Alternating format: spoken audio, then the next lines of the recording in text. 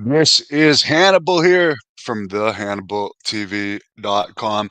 The Rock is playing Mark Kerr in the upcoming Smashing Machine movie. That's what The Rock is going to look like playing Mark Kerr, who I am actually friends with and have interviewed a bunch of times. Mark Kerr, not The Rock. I wish The Rock, although I have interviewed his mother and father right here on the Hannibal TV. But if you go to the description of this video, you can see various interviews I've done with Mark Kerr, and I'm looking forward to that movie coming out.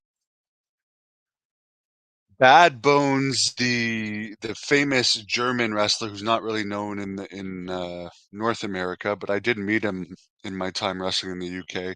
Didn't have much interaction with him. Seemed like a nice enough guy. He was only 40 years old. His cause of death was not yet revealed. Looks like Eddie Kingston, who got injured on a New Japan show, will be out 8 months to a year, according to the Wrestling Observer. Mark Henry, who's done pretty much nothing in AEW.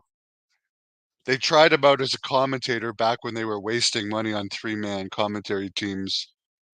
I don't even, who knows what show, one of their internet shows maybe. But like he's been under contract for years and has done nothing. Apparently his contract's finally about to end. What a lucky guy. AEW's Dynamite, according to Wrestling Observer, was down 24% last week from the previous year. And they did have their record low rating since like June 2020 for Dynamite last week. This week they only have 1,500 pre-sold. In other news, apparently WWE, according to the Wrestling Observer, is going to be adding more shows to Saudi Arabia. They're getting apparently $60 million a show there now, which is a massive amount of money. SmackDown is going to be there Friday. They're getting, of course, the pay-per-view there over the weekend. For anyone that gives a damn about that pay-per-view, it seems very lackluster. They're getting all the big boxing matches now. For the right amount of money, they could get WrestleMania. They're probably going to get at least an upcoming Royal Rumble. This is interesting. Apparently, Mark Shapiro, one of the WWE executives, has said that they want to start getting site fees for all of their pay-per-views and tapings. Right now, basically for SummerSlam, Royal Rumble, and WrestleMania, and some outlier pay-per-views like the ones they've done before in Wales and France and Australia, they get massive amounts from the governments to bring it in. To pay to get a Raw or SmackDown, I'm not sure about that because it's not like you get a lot of tourism in your town for Raw and SmackDown.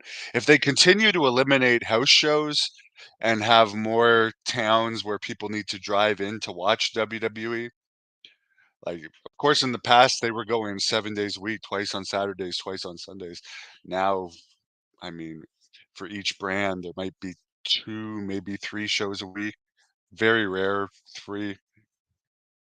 But, so, like, the smaller towns, they want people to drive into the bigger towns now, which is one of the reasons why their attendance is up, because there's less shows and more people are traveling to them.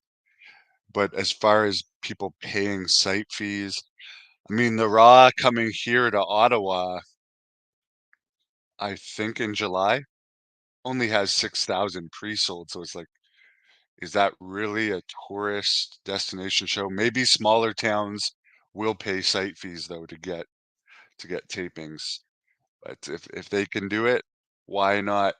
This new Japanese Marigold promotion has unveiled belts. Julia, who's a big female star in Japan, is going to the end of WWE at the end of the year, but will be wrestling in that promotion for now while waiting for her visa, according to reports. WWE is going to Japan for the first time since 2019 this summer for house shows in Osaka and Tokyo. So I don't know why they haven't been to Japan. Got to be a reason for that. Business is really bad right now in Japan overall for New Japan Pro Wrestling because AEW is pretty much taken all their good talent. All Japan, I know they got Harry Smith now. I've seen pictures of him wrestling over there. He seems to be doing great, but the crowds don't look full. Hopefully getting more guys like Harry that are actually big menacing guy. I think one of the issues with Japan, they have all these small acrobatic wrestlers for the Americans, and after a while, I mean, that gets old. They don't have like the Brodies, the Stan Hansens, the Funks anymore. They don't have like the tough guys. I remember someone pitched me to New Japan a few years ago when I was going strong as the Blood Hunter, and they said, "Oh, he's not of our style." Well, what is their style? Is their style really doing well? They're doing all-time low records. Maybe they better get a brawler there that can bleed and make people bleed and is vicious and knows how to fight for real and has been in a million fights, and some really bad fights and isn't really afraid of anybody. Maybe that would help business over there, but I'm not booking it. They could continue to dwindle their business. Um, but that's my opinion on Japanese wrestling. It's boring. I do believe Tony Khan might eventually buy New Japan. Some people are reporting that he already has secretly bought New Japan since he's prioritizing New Japan over AEW a lot lately. Anyways, give this video a thumbs up if you can. I'm heading off to training because coming up, I got 2 big matches in Petawawa, Ontario, which is going to be August 31st, where I'm teaming with the Warlord, WWE legend, the Warlord. But before that, June 29th in Napanee, Ontario.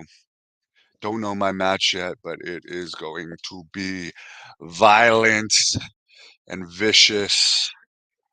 And last time I was in Napanee, I beat the hell out of Gangrel.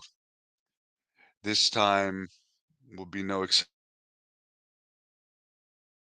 to that. Thank you for watching the Hannibal TV. Please help me out and like this video, then click the subscribe and get notifications buttons so you don't miss any of my latest shoot interviews, match videos, or news updates.